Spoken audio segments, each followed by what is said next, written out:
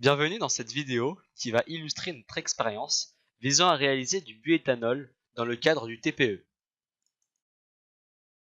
Cette expérience s'est effectuée en deux parties, une partie chimie et une autre en SVT.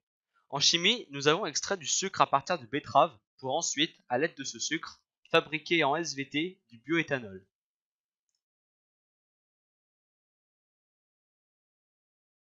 Premièrement, nous avons découpé et pesé 50 g de betterave que nous avons déposé dans un ballon auquel nous avons versé 50 g d'eau distillée.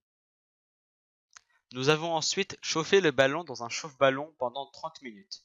Nous avons ajouté au montage un réfrigérant à reflux dans le but d'éviter une perte de matière.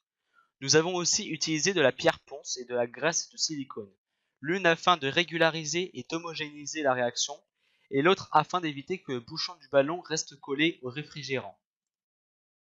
Voici un court aperçu du montage.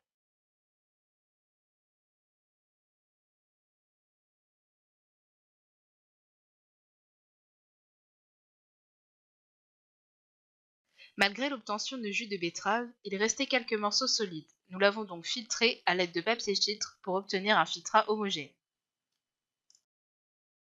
Après cela, nous avons ajouté de l'eau de chaux afin de séparer le jus en deux parties, l'une liquide et pure et l'autre solide composée de résidus.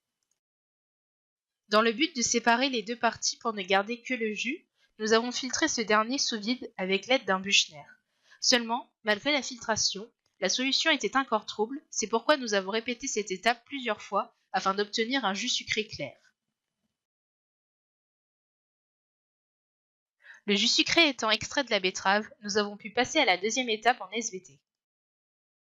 Nous avons commencé par acheter de la levure de boulanger que nous avons affamée 2 jours avant l'expérience. Afin de réaliser cette partie dans les meilleures conditions, l'UIC nous a mis à disposition 3 sondes, une à dioxyde de carbone, une à dioxygène et une à éthanol, et un ordinateur équipé du logiciel Pasco Capstone.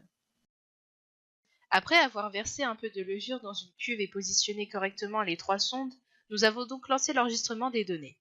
Au bout de quelques minutes, nous avons injecté à l'aide d'une seringue une petite quantité de jus sucré extrait précédemment pour nourrir les levures et entamer le processus de fermentation.